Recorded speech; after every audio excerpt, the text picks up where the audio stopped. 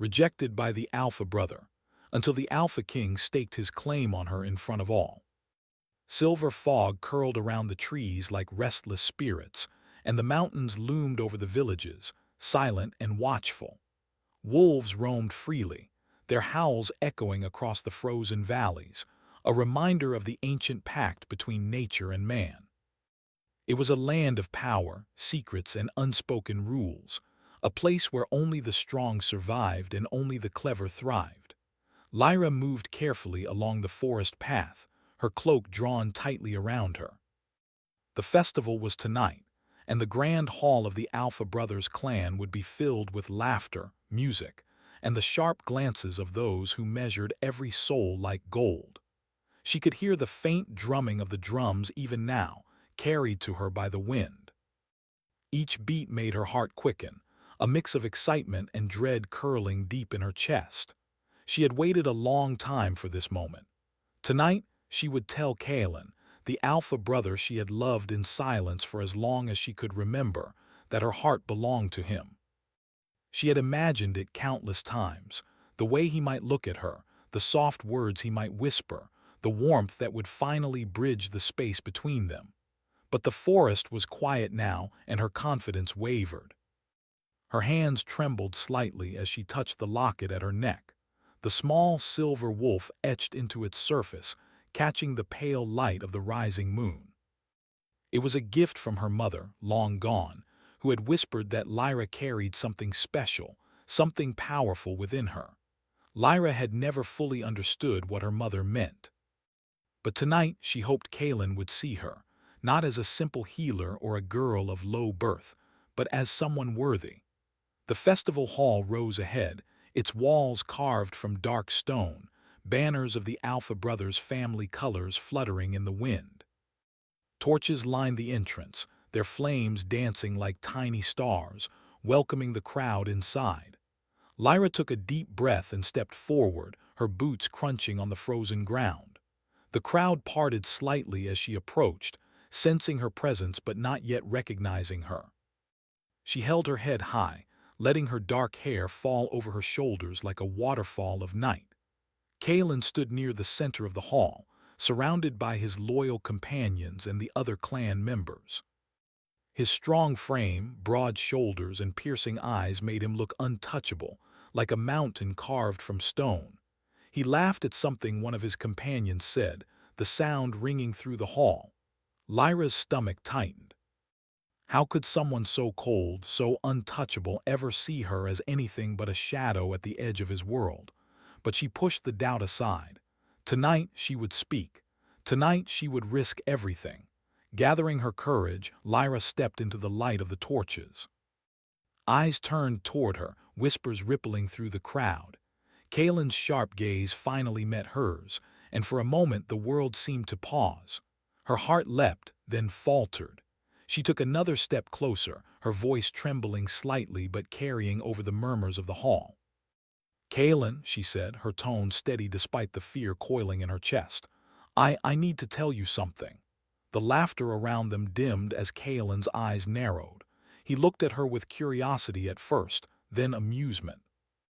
"Lyra," he said, his voice smooth and commanding, "what brings you here tonight?" She swallowed hard. I want you to know how I feel. I've loved you for a long time, Kaelin. I've waited, but I cannot hide it any longer." A hush fell over the hall. Even the music seemed to pause, as if the walls themselves were listening.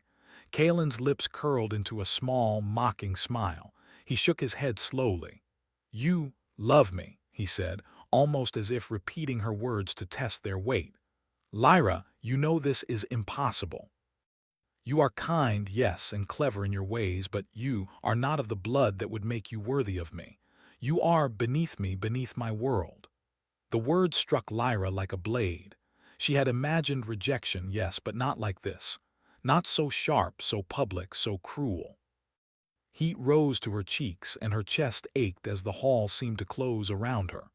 Whispers began, some sympathetic, some harsh, and she felt the eyes of the entire clan upon her. "No," she whispered, barely audible, shaking her head. "I am more than you think, more than you see." Kaelin's gaze hardened. "No, Lyra, you will remain in your place. This foolishness must end now." Humiliated, Lyra turned and fled the hall. The doors slammed behind her, the sound echoing like a final verdict. She ran into the night, her breath forming white clouds in the cold air, until the festival lights were nothing but flickering stars behind her. She did not stop until she reached the forest, the trees welcoming her like old friends. She stumbled to a small clearing and collapsed onto the cold ground, tears streaming silently down her face. She had given everything, her hope, her love, her heart, and it had been rejected, shattered before her eyes. And yet, a strange warmth began to pulse in her chest. The silver wolf locket glowed faintly, almost imperceptibly, as if sensing her pain and calling to something hidden deep within her. She felt a whisper in her mind, soft and melodic, like the rustle of leaves in the wind. "Lyra," the voice said, "you are not what you think you are more. You are power and you are chosen." She gasped, sitting upright. The forest around her seemed to shift. Shadows moved unnaturally, weaving between the trees like living tendrils. Wolves appeared, their eyes glowing with intelligence beyond the natural, circling her cautiously but without aggression. Lyra's fear mingled with awe. She had heard tales of the old magic, the ancient wolf spirits that once walked alongside humans in the earliest days of the kingdom. Her mother had spoken of them, had warned her that the blood she carried was special. Could this be the same? Was this the awakening of something that had lain dormant in her for so long? A large wolf stepped forward, its fur black as midnight, its eyes shining silver in the moonlight. It stared directly into her eyes, and Lyra felt a connection so deep that it made her chest tighten. The whisper came again, this time louder, more urgent. "You are ready, Lyra. You must learn before they see what you can become." Lyra rose unsteadily to her feet. Her hands tingled with a strange energy, and her heart, though heavy with heartbreak, beat with renewed strength.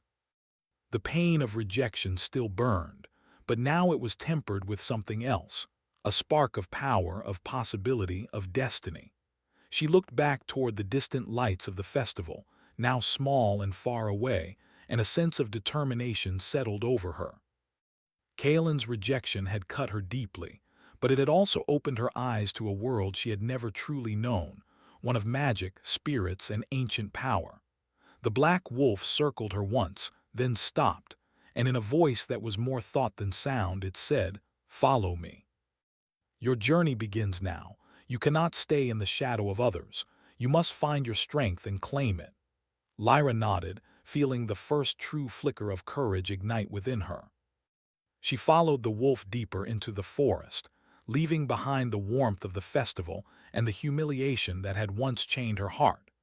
Each step seemed to awaken something within her, a rhythm that pulsed in time with the beat of the earth itself. As they reached a hidden grove, the air shifted. Moonlight spilled in through the branches, illuminating an ancient stone circle, worn and weathered by time. Symbols glimmered faintly on the stones, and Lyra felt a hum of energy beneath her feet. "This place," she whispered. "What is it?" The wolf's silver eyes met hers. "This is where the old power waits, where your blood will speak, where your destiny begins." Lyra trembled, both with fear and anticipation. She knelt within the circle, feeling the cold stones beneath her hands, and as the moonlight bathed her, a wave of energy surged through her.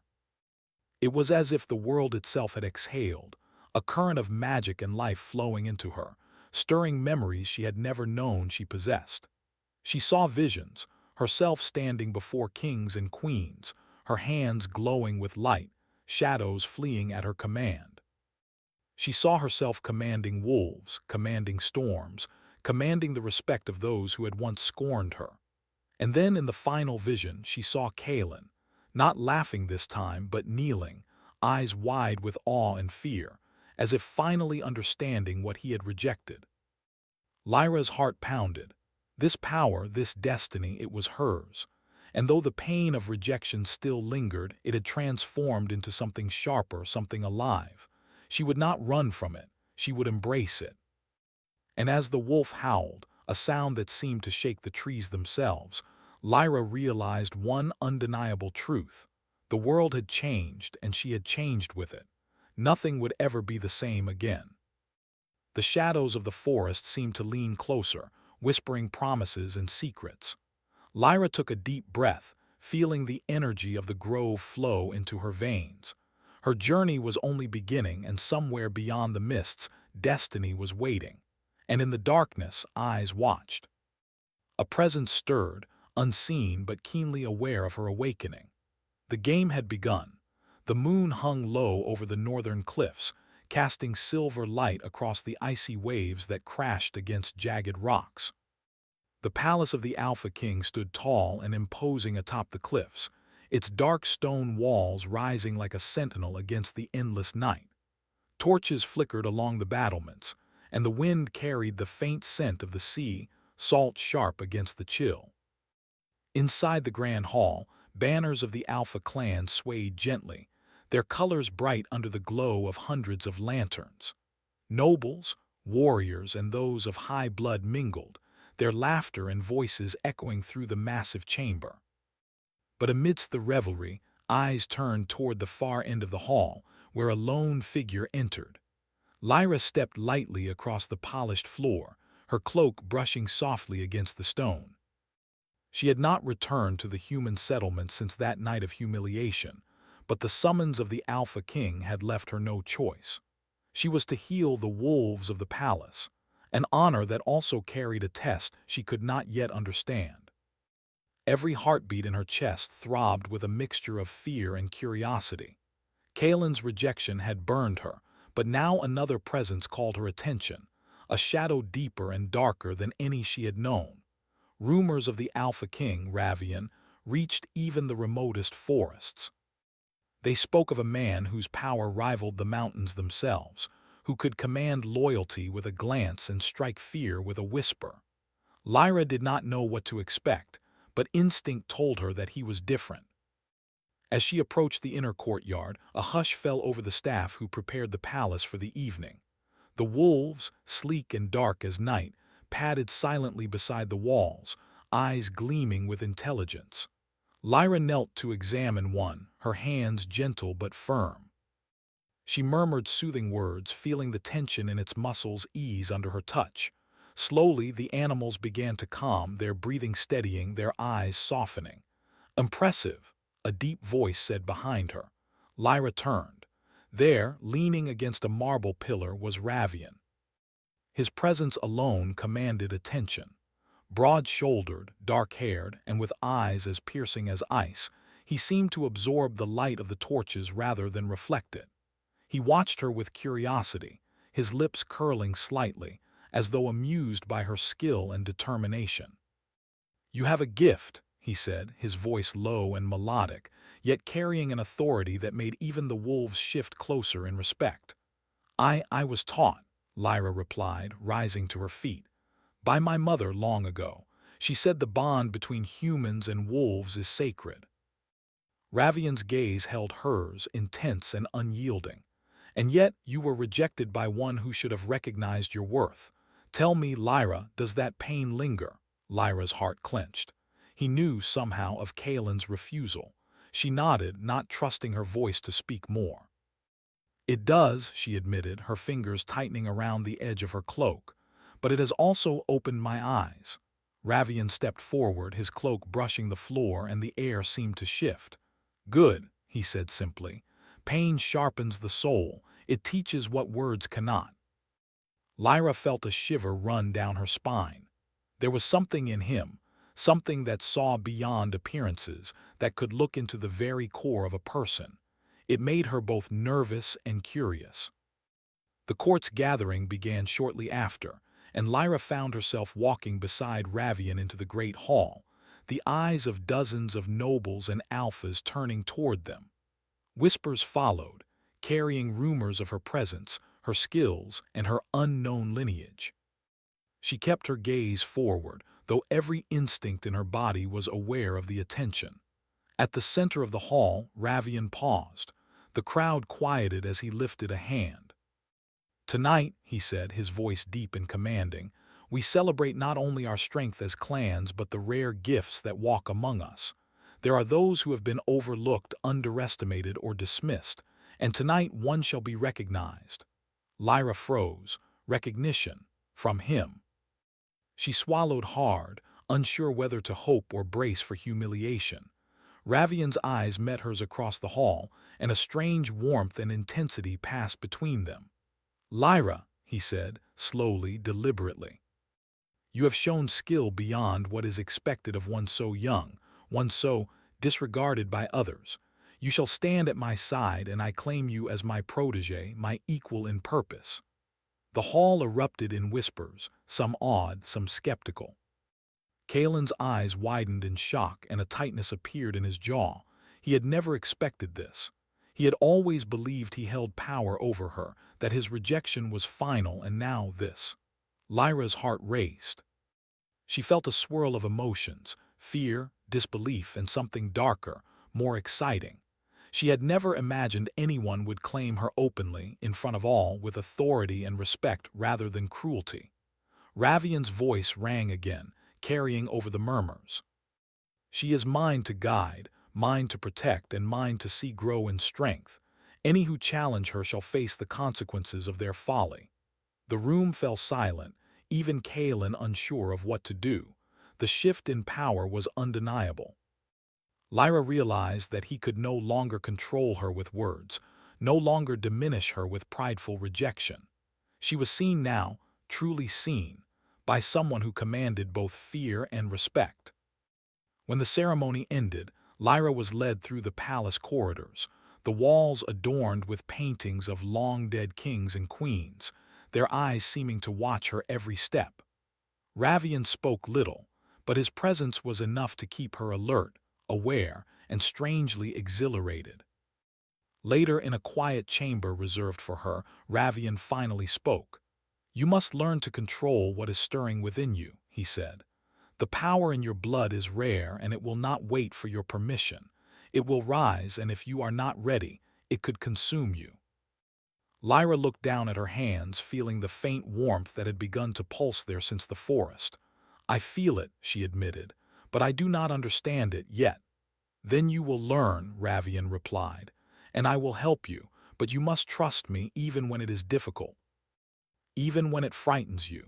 Do you understand? Lyra nodded, a mixture of fear and determination coursing through her. She had never trusted anyone so completely, yet something about him, the way he saw her, the way he spoke, compelled her to believe in his guidance. Days passed and the training began. Lyra spent long hours with the wolves, learning their signals, their moods, their unspoken language. She learned to feel the pulse of the earth beneath her feet, the rhythm of the wind, the whispers of the trees. And always Ravian was there, watching, correcting, guiding, his eyes never leaving her for long. Kaelin watched from a distance, his jealousy simmering like a dark ember. He had thought himself untouchable, the only alpha capable of influencing her heart. And now, he realized that she was slipping further from his grasp. His pride twisted in his chest, but he could not deny the fascination he felt for her growing strength. One evening, as snow fell silently outside the palace, Ravian led Lyra to the balcony. The wind whipped around them, carrying the scent of the sea, the cold biting at their cheeks. Below, the cliffs stretched endlessly, the waves crashing like the heartbeat of the world. You have grown stronger in only a few days, Ravian said, his voice soft but intense. But strength is not just in power. It is in knowing when to act, when to wait, when to listen. And most of all, it is in knowing yourself. Lyra shivered, but not from the cold. I am afraid, she admitted, her voice barely more than a whisper. Of the power of failing, of everything. Ravian turned to face her, his gaze unwavering.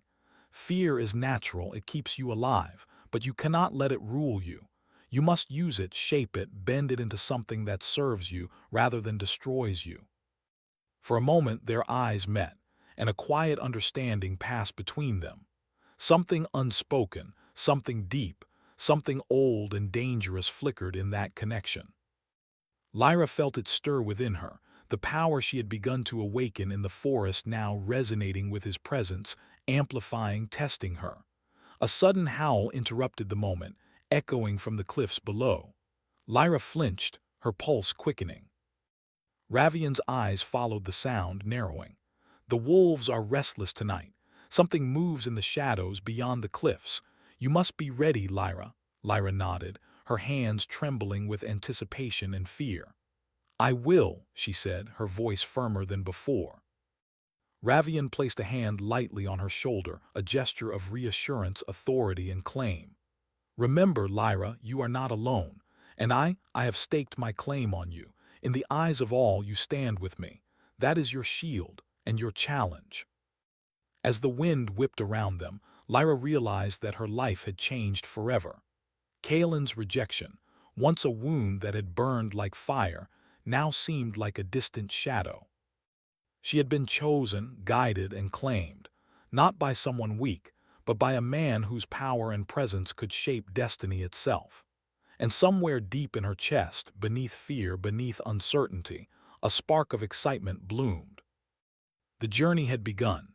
The palace was quieter now, the festival long over, but the weight of expectation lingered in every hall.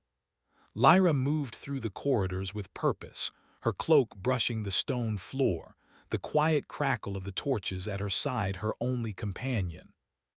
Each step was measured, each breath steady, but inside, her mind was a storm.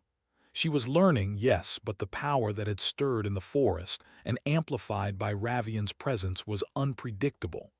Ravian had begun her training in earnest. Every morning, she awoke before the first light, the chill of the northern air biting at her skin, the sound of distant waves crashing against the cliffs beneath the palace. He taught her to feel the wolves' presence, not just their bodies but their spirits, their moods, their instincts. He taught her to sense the pulse of the earth, the rhythm of wind and water, and to listen to the whispers hidden in the shadows. Power without control is destruction, Ravian said one morning as they stood on the palace balcony, snow drifting lazily around them. Your blood carries something old, Lyra, something ancient, but it will obey only the strength of your will. Lyra nodded, her fingers brushing the edge of the silver wolf locket at her throat. I feel it, but it frightens me, she admitted. What if I fail? Ravian's gaze softened, but it did not lose its intensity. Then you will rise again. Fear is not weakness, it is a guide. You must learn to follow it, not run from it. Days passed in this rhythm. Lyra's connection with the wolves deepened. She could sense their emotions, their instincts, their fears. She practiced controlling small bursts of energy, the glow of her hands, the pulse that hummed beneath her skin. But always the power threatened to slip beyond her grasp. One evening, after a long day of training, she wandered the palace gardens, now frozen under a light coat of frost. The air was still, the world hushed in anticipation of the coming night. Lyra knelt at the edge of a frozen fountain, tracing her fingers over the ice as if trying to understand the currents of magic that flowed through her. You are thinking too much, a voice said behind her. She spun, her heart leaping. Ravian stood a few steps away, his shadow stretching long in the torchlight. I am trying to understand it, she said softly. He stepped closer, his eyes never leaving hers. Understanding comes not from thought but from feeling. Let it guide you, Lyra, trust yourself. Her chest tightened. There was something about the way he looked at her, his focus, his attention, the unspoken challenge, that made her feel both vulnerable and alive. The wind picked up, rustling the frost-covered branches, carrying with it the faintest whisper of something older than the palace, older than the clans. The curse, she said suddenly, her voice trembling. The forest, the voices, Kaelin, the wolf, is it all connected? Ravian's jaw tightened. Yes, the curse is old, older than any living alpha. It feeds on rejection, jealousy, and unspoken desires. It waits for weakness, for those who do not understand themselves.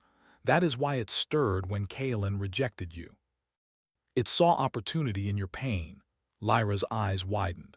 Then what if it grows stronger? What if I can't control it? Ravian's hand brushed hers briefly, a touch light as a shadow. Then we fight it together, but know this, its power is not only danger, it is also a key, a test. Only by facing it, by embracing it, can you become what you are meant to be. That night, the wolves stirred with unease. Lyra felt it immediately, their restlessness like a shiver running through her spine.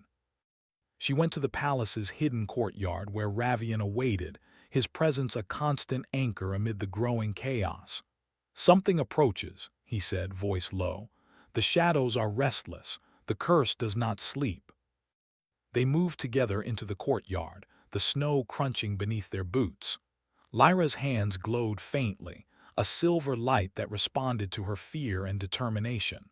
Wolves circled them, alert and ready, their eyes reflecting the pale moonlight. From the edge of the shadows a figure emerged. Kalen, his expression was unreadable, a mixture of pride, jealousy, and something else, something that hinted at the beginning of understanding. "Lyra," he said, his voice rough. I should not be here. I do not know why I came." Lyra's chest tightened. Part of her wanted to turn away, to leave him behind. But another part, the part that remembered old feelings, unspoken and unforgotten, hesitated. "You should leave," she said, her voice steady. "This is not your fight." Kalen stepped closer, ignoring the cold, the snow, and the wary eyes of the wolves. "I see now that I was wrong," he admitted, his pride faltering. "I see the strength in you that I never recognized." Ravian's eyes narrowed, a warning hidden behind his calm mask. "Kalen, leave. This is not your concern. Stay, and you risk what you do not understand." Kalen's gaze flicked to Ravian, then back to Lyra. For a moment, tension hung in the air, a storm ready to break. Then Kalen nodded, stepping back into the shadows, his face a mask of reluctant respect. Lyra exhaled slowly, her heart still racing. "It's not over," she whispered, more to herself than to Ravian. "It's just beginning." Ravian approached her, placing a hand lightly on her shoulder. "No," he said, his voice firm but gentle. "It is only beginning because you are ready. You must face the curse fully. Only then will you understand your true power." The days that followed were grueling. Ravian pushed her beyond her limits, teaching her to channel her energy not only into controlling the wolves but into herself. She learned to focus, to breathe with the rhythm of the wind, to let the power flow through her without fear. And with each lesson their connection deepened, unspoken yet undeniable. One evening, after a long day, they sat together in the palace library, its walls lined with ancient tomes. The firelight flickered, casting shadows that danced across the stone. Lyra traced her fingers along the spines of the books, sensing the knowledge they contained. "Knowledge is as important as power," Ravian said softly. "Without understanding, even the strongest strength can destroy everything." Lyra looked up at him, her eyes searching. "I feel different," she admitted. "Like something inside me is changing." He nodded. "You are changing.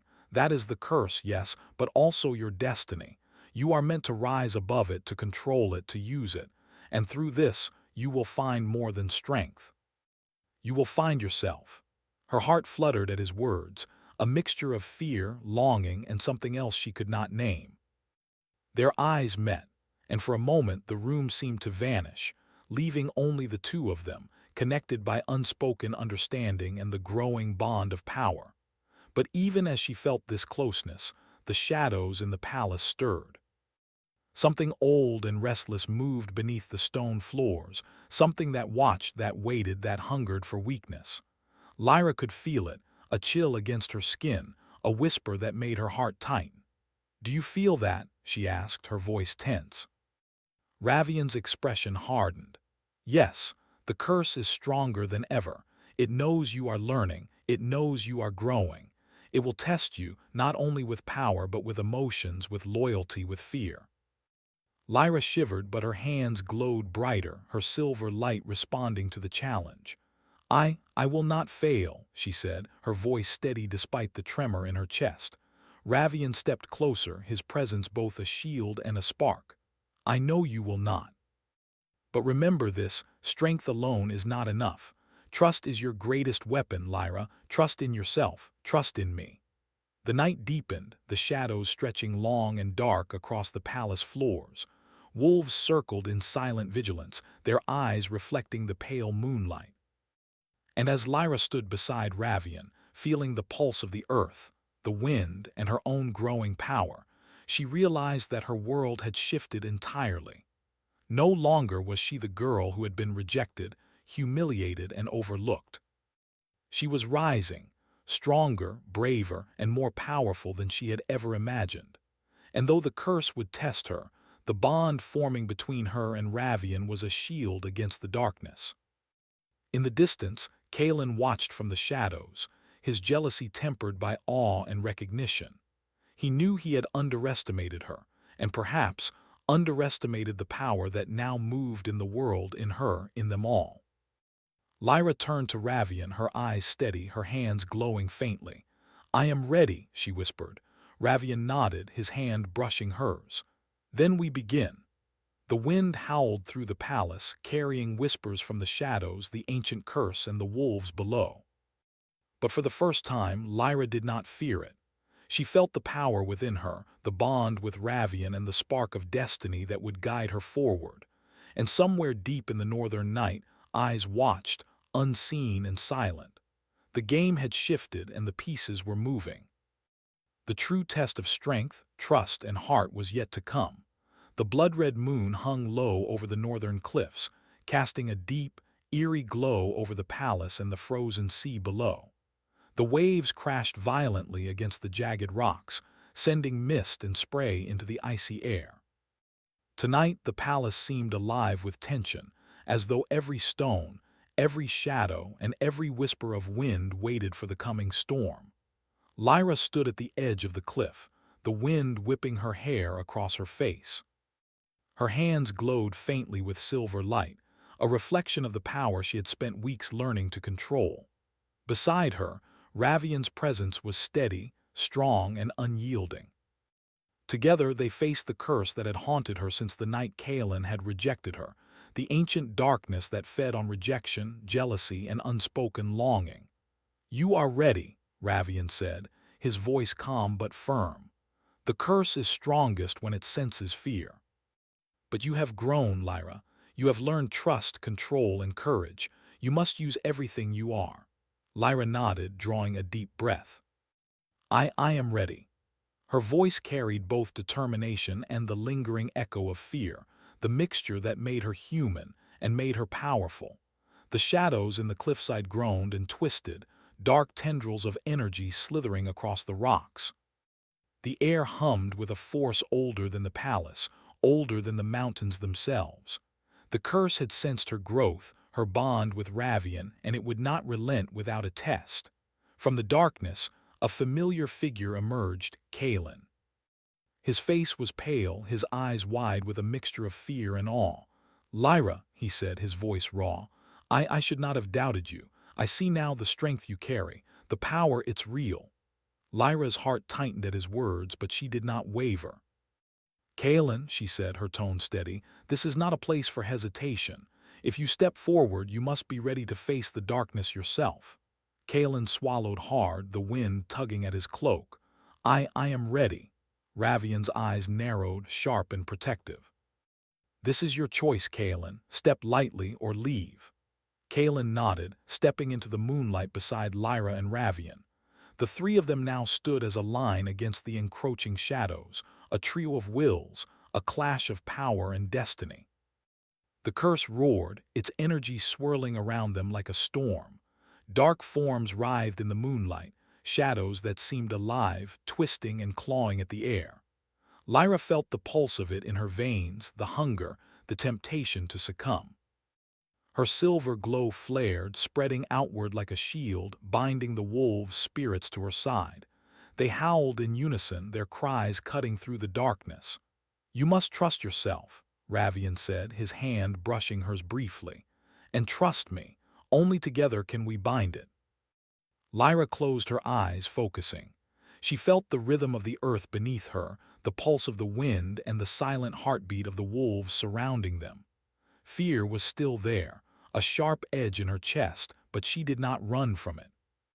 She let it guide her, channeling it into the glow of her hands, into the energy that had awakened in the forest weeks ago. The shadows surged forward, testing her control, trying to wrap around her to pull her into despair. But Lyra held fast. Her silver light flared brighter and the wind seemed to bend around her, the icy waves below answering her command. The curse shrieked, a sound that rattled the cliffs, but Lyra did not falter. Kalen stepped forward, his presence steadying the energy. "I believe in you, Lyra," he said, voice strong despite the fear that still lingered. "I see what I was blind to. You are stronger than all of us." Ravian's eyes softened briefly, but his focus never left the darkness. "Good," he said. "Now channel the power together. Bind the curse not with force but with trust." Lyra reached out, her hands touching Kalen's and then Ravian's, forming a circle of light. The silver energy flowed through them, a stream of warmth and power. The shadows recoiled, twisting and screaming, but the light did not falter. Lyra felt the ancient energy of the curse pressing against her mind, trying to sow doubt, trying to make her fear herself, her strength, her heart. And then she felt Ravian's presence, steady, unwavering, guiding her, lending her courage. She felt Kalen's acknowledgement, his admiration, his respect for her growth and power. And in that moment, she realized the true meaning of the curse. It had tested not only her strength, but the trust and connection between those around her.